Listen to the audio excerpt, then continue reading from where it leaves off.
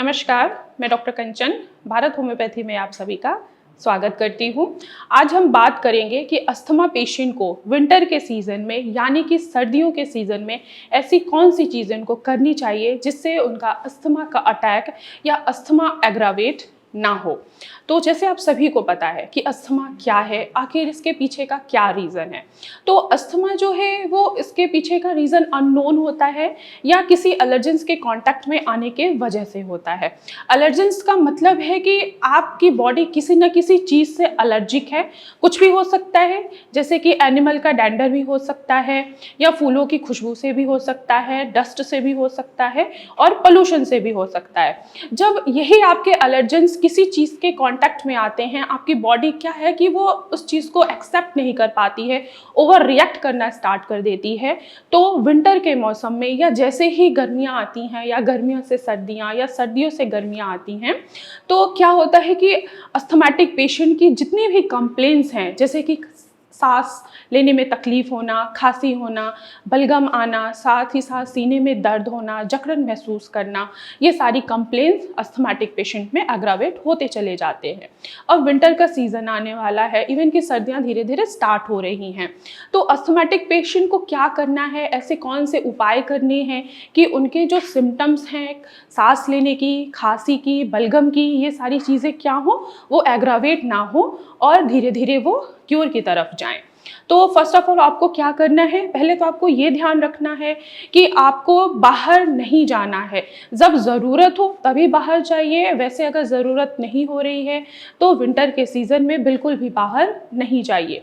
अगर कोई काम है या ज़रूरत है तब आप बाहर जा रहे हैं तो अपने फेस को, अपने नाक को ज़रूर कवर करिए। इवन कि कोई कैप ज़रूर लगाइए जिससे हवा जो है, ठंडी हवा है, वो कान के थ्रू एंटर ना करे और नाक के थ्रू भी एंटर ना करे। तो अगर नाक को कवर करना है तो मास्क से कवर करिए या किसी कपड़े से कवर करिए जिससे आपकी जो ठंडियों में इतनी ठंडी हवा जो चलती है उसके संपर्क में ना आए, जिससे आपका अस्थमा जो है वो एग्रावेट ना हो और आपको आराम दे। नेक्स्ट आपको क्या करना है कि आपको अपना जो आपका इम्यून सिस्टम है यानी कि जो आपकी इम्यूनिटी है उसको इन्हेंस करनी है, उनको बढ़ाना है। अब अपने इम्यून सिस्टम को, अपनी इम्यूनिटी को कैसे आप बढ़ा सकते हैं, तो आप अपने किचन में जो आपके हर्ब्स होते हैं उनके थ्रू आप अपनी इम्यूनिटी को इंक्रीज़ कर सकते हैं। अब अपनी इम्यूनिटी को इंक्रीज़ करने के लिए आपको क्या करना होगा, जैसे कि अगर एग्जाम्पल मैं आपको दूं तो आप ब्लैक पेपर यानी कि काली मिर्च और हल्दी का भी यूज़ कर सकते हैं।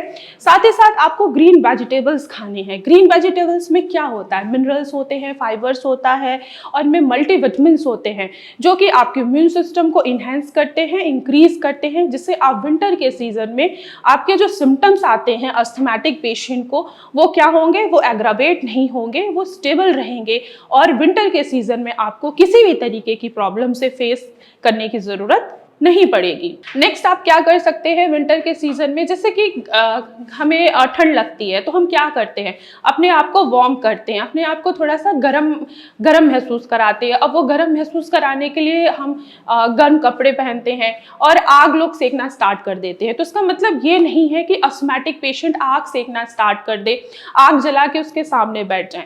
अगर जैसे ही आग जलती है तो आग जलाने के लिए हम क्या यूज करते हैं, लकड़ियां यूज करते हैं। जब लकड़ियां जलती हैं तो उनमें कार्बन डाइऑक्साइड रिलीज होता है और अस्थमैटिक पेशेंट को ऑलरेडी ऑक्सीजन की मात्रा क्या है, कम हो रही है। क्यों? क्योंकि उनके एयरवेज क्या हो चुके हैं, सिकुड़ चुके हैं। बलगम एक्स्ट्रा प्रोड्यूस हो रहा है जिसके वजह से कार्बन डाइऑक्साइड पेशेंट का प्रॉपर तरीके से बाहर नहीं निकल पाता है और ऑक्सीजन पेशेंट अच्छी तरीके से कैरी नहीं कर पाता है। तो आप आग जलाने के बजाय आप वार्म कपड़े पहन सकते हैं जिससे आपको अस्थमा के सिम्टम्स एग्रावेट ना हो। अगर आप लकड़ियां जला के उनके सामने बैठेंगे तो ऑलरेडी आपको सांस लेने की तकलीफ है तो और भी ज्यादा आपकी तकलीफ बढ़ जाएगी। अपने आप को गर्म रखना है, वार्म कपड़े पहनने हैं, ना कि इवन कि आपको लकड़ियों को जला के उनका सेक लेना है। नेक्स्ट आप क्या कर सकते हैं, आपको वार्म वाटर लेना है। रेगुलर बेसिस पे रोज आपको गर्म पानी पीना है, हल्का हल्का गर्म पानी पीना है। हल्का गर्म पानी पीने से क्या होगा, जो आपको म्यूकस इतना ज़्यादा बन रहा है विंटर के सीजन में, वो म्यूकस आपके स्टमक में चला जाएगा और वो स्टूल के थ्रू बाहर आ जाएगा।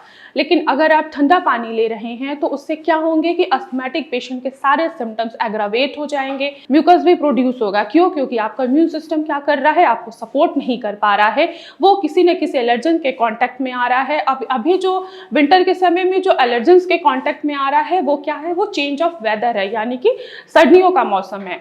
तो अगर आप वार्म वाटर ले रहे हैं तो इससे क्या होगा कि म्यूकस आपका ज़्यादा प्रोड्यूस नहीं होगा, और जो म्यूकस प्रोड्यूस हुआ भी है वो वार्म वाटर के साथ आपके स्टमक में चला जाएगा और स्टूल के थ्रू बाहर आ जाएगा, जिससे आपका एयरवेज क्लियर होगा और आपको सांस लेने में तकलीफ नहीं आएगी। मैं आशा करती हूँ कि आप लोगों को अब समझ में आया होगा कि आखिर विंटर के सीजन में अस्थमैटिक पेशेंट ऐसे कौन से प्रिकॉशन यूज करें जिससे उनका विंटर के समय में अग्रावेशन ना हो और उल्टा उनको क्या मिले, आराम मिले।